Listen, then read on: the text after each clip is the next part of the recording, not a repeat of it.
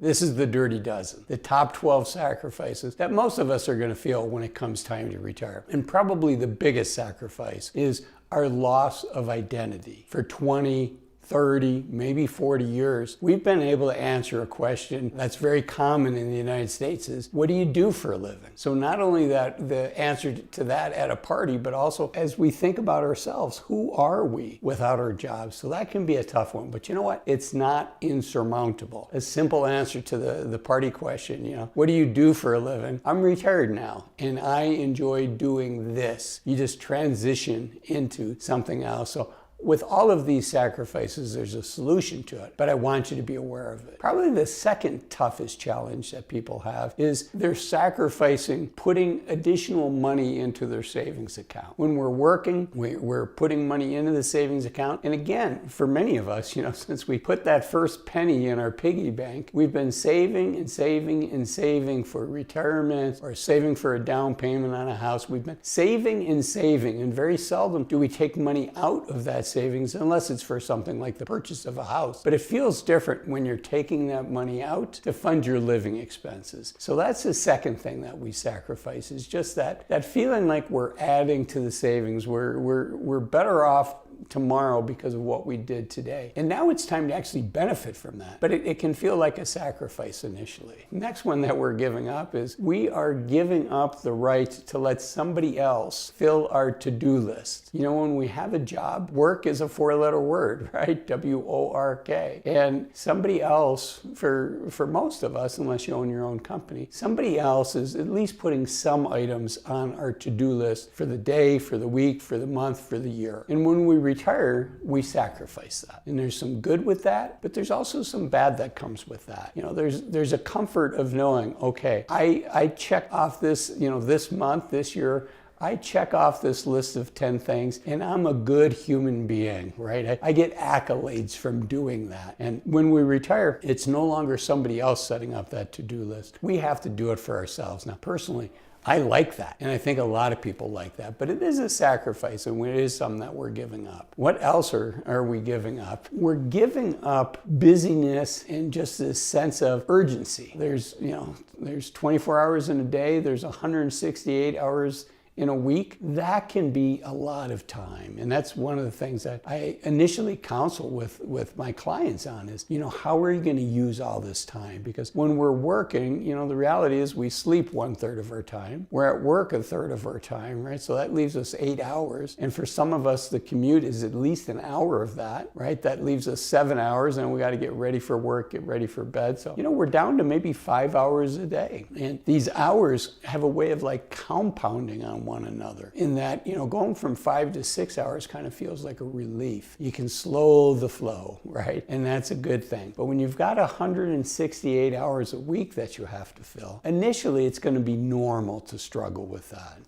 Tends to be 4 phases to retirement that we all have to go through. And I've alluded to several of these aspects, but the 4 phases are, at first it feels like a vacation. We're glad to have all that free time. We're glad that there's 168 hours in a day, and none of it is spoken for. So the first phase is vacation, and make that last as long as you can. It tends to last 3 months to 2 years. And if you can make it last 2 years, you want to just relax on a beach, and you want to decompress from 40 years of the pressure, working, meeting budgets, meeting goals, people problems, management problems, saving money for our kids' college expenses, paying off our mortgage, all of those things, saving up for retirement. So the first phase is vacation, where you debrief. And the next phase we've kind of talked about, which is kind of this feeling of loss, right? You've given up some things, which is what today's video's on. And then after that comes this period of iteration, where you're trying to redefine yourself. And finally something hits. For some people, they're lucky and the very first thing that they try works. Maybe they want to get involved in their not-for-profit, or there's a group that they want to lead, or They want to do coaching of one of the high school athletic teams. Whatever it is, they find that thing. So it's the iterative process. Some people will find that right away, and for others of us, we're going to go through Habitat for Humanity. We're going to work with our church. We're going to do a number of things until we finally found the new us. And once you're there, and most people look back and say, I wish I had done this transition sooner. So those are the phases, and you're going to see that many of the sacrifices in today's video build off of that. So let's keep going. We talked about 168 hours a week. We lose somebody else kind of fill it, not just our to-do list, but also our calendar. The next thing that you lose, because you have it in spades, you lose the need for solidarity time. That you have so much control over your time that for many people, they get all the solo time that they need. Not for everybody, but certainly the majority of people, and I would say the vast majority of people. You have plenty of solidarity time, so you no longer feel the need to sneak away for 90 minutes and go to the library, just decompress and read a book and listen to some music and just relax, right? You can do that as much as you want when you're retired. So we lose the need for that solidarity time. The next thing is, and this is more of a negative, all of these you can take as a negative or a positive, but number 6 is we lose our flexibility to overspend. We're at the mall, we weren't planning on buying anything, we're going in there just to go out and eat,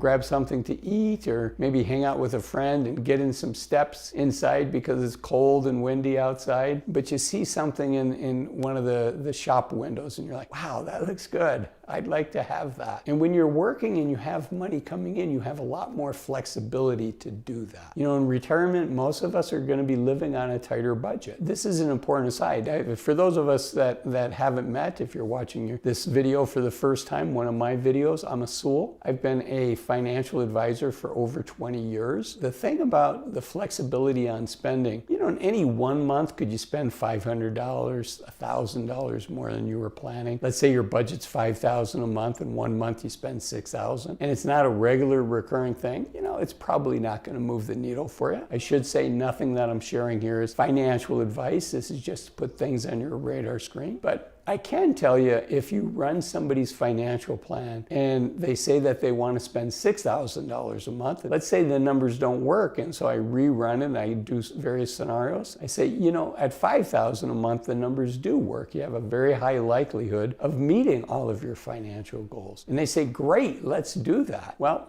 remember, I ran the scenario first, hypothetically, with $6,000 a month. So if they leave and say, hey, Azul said we're fine, right? But then they go spend $6,000 a month every month. Well, they're putting themselves in a precarious situation. Their plan may work, their plan may not work. You don't have as much flexibility to overspend on a regular basis. You do on an occasional basis, but the secret is keeping it occasional. Number 7, you give up some of your risk tolerance. This is really a key point. A lot of people, this is a big surprise for them, and that is how they feel about risk is going to change when their nest egg is all the money that they have in the world. They still have Social Security coming in, but Social Security alone is going to be a pretty meager lifestyle for most people. Right? I mean, it's going to put a roof over your head and it's going to put food on the table, but not much more than that. So we don't want to plan on that. And so when the market goes through corrections, which is what the stock market does if you're invested at all, you're going to have ups and downs. You're going to have years,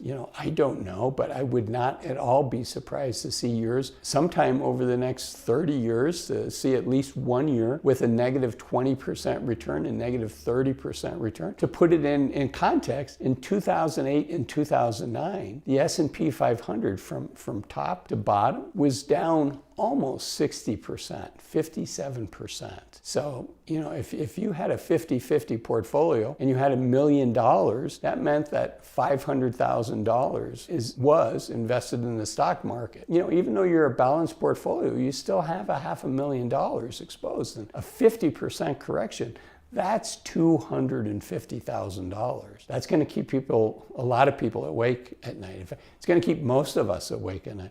The question is, how acute is that pain? Does that pain go from discomfort to anxiety? And that's where people put themselves in a situation where, unfortunately, because of the mental stress, their mind, because they just can't sleep, they just want the mental pain to go away, they can become forced sellers in a down market, which is why it's so important that you get your asset allocation right. What percent of your portfolio is in stocks? What percent's in bonds? And while when most of us retire, hopefully, if we're in good health, if you retire at 60, you've hopefully got close to a 30-year time horizon in front of you. And even though you have that much time, I do want to remind you at 60, unfortunately, most of us are going to have fewer than 1,000 weeks of healthy, active time in front of us. So you want to take advantage of that. But getting back to this, the fact that at 60 you have a life expectancy of 20 plus years. I think for women it's 84 or 85 once you reach 60, and for men it's a year or two less than that. So you still have a long time horizon, but what you no longer have, what you've sacrificed, is your risk tolerance, your ability to withstand, the emotional ability to withstand the ups and downs, because you don't have more money coming in. And people think, oh, well, in the past I've never blown out of the stock market, I've never sold because the pain of the loss was so great.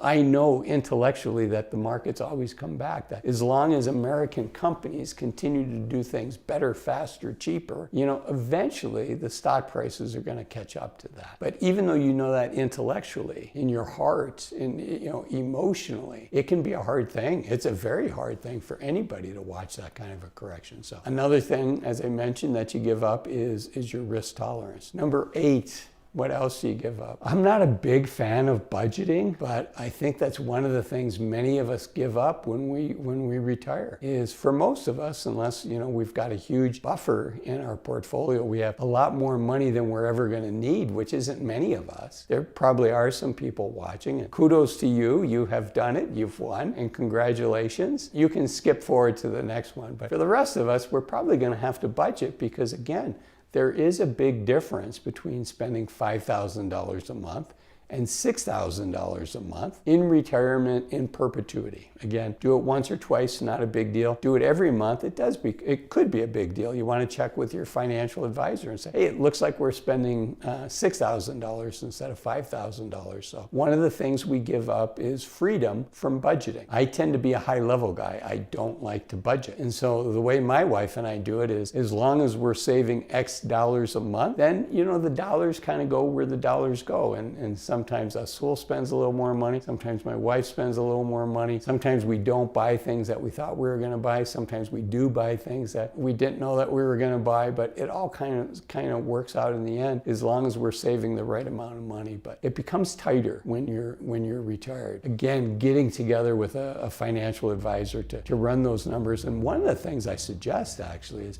before you retire, this is really key, is before you retire, I want you to think about test driving your retirement spending. Let's say right now you're spending $8,000 a month, a little over $8,000. Let's say you're spending $100,000 a year. So $8,300 and some dollars a month, $100,000 a year. And you say, well, in retirement, I'm not going to have to buy certain things, work related and things like that. We can probably cut that back to $6,500, right? And I just took 80% of that number, which tends to be a benchmark. I don't think it's a great way to do it. What I'm suggesting is what I think is a great way to do it. And so you think, okay, $6,500, we can live on that. Well, maybe you can. Maybe you can't. So I want you to think about actually test driving that and living off of that budget for 100 days if you can. Better a year. So if you're in your late 40s and you think you want to retire at 55, try living on that budget. See what that feels like. Now, you can't replicate it exactly, right? Your home is your home. Maybe you're saying, okay, well, we're going to downsize when we retire, so we won't be in this house. So we still have this mortgage. But as far as the going out to eat, as far as going on fancy vacations, as far as all those Amazon boxes that get delivered to our homes every day, things like that, you can test drive that and see what it's like, and see if that's a comfortable lifestyle. And it's really critical, because if it's not a comfortable lifestyle, then you want to think about, okay, retirement, particularly early retirement, which is what I work with people on. Is I'm not saying everybody should retire early, but I do think everybody should be thoughtful and deliberate if they have the ability to retire at 50 50 or 52 or 55 or 58, whatever the age is, I want them to be thoughtful and deliberate about whether they retire or not. And the reason for that is what I call our ambulance moment, right? Right now, hopefully most of you are relatively healthy, and when we hear an ambulance siren, we pull over and we let the ambulance go by. It's a courtesy because somebody needs medical attention, and we want to support that. But you know what? Someday, instead of being in the car that pulls over, we're going to be in the back of that ambulance, and we're not going to know if we're going to survive this moment. Maybe we've had a heart attack or a stroke, or we got in a car accident and we're not sure that we're going to survive. And we're thinking this could be it. And you're probably going to be thinking about relationships and people that you love and care about. But you're also going to think about, did you get your time? Did you get to do the things that you wanted to do? And so if that moment, well, it's going to come for all of us at some point, right?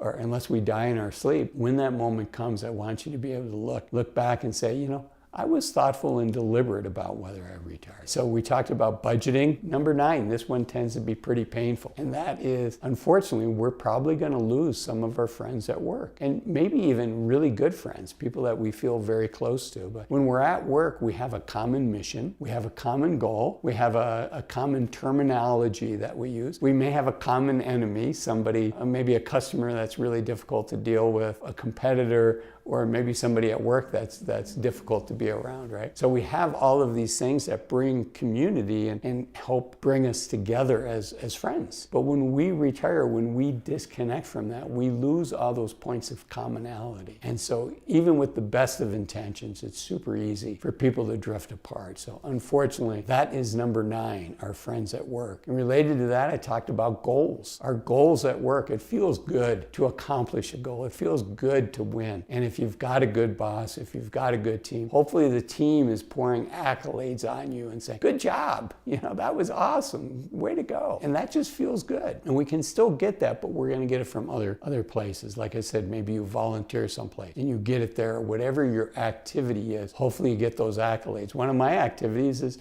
this YouTube channel. And thank you all for the comments that you leave. That is the currency for me. That's what keeps me fueled and energized to do these videos. Okay, so number 11 and 12, and we're gonna circle the airport and bring this plane in for a landing here. Number 11 and 12 are related. Number 11 is you're gonna sacrifice that knot in your stomach that sometimes you get when you're like, ugh, I've got a tough week at work in front of me. So you're going to lose that. And then you're also going to lose that Monday morning commute. So those are the things that we sacrifice. I don't want you to sacrifice too much between now and the time that you retire, which is why I made this video up here, which are 7 things that I want you to think about stop doing in your 50s. So that you can enjoy the journey until the day you get to retire and make some of these sacrifices we talked about today. Thanks for watching today's video. Bye-bye.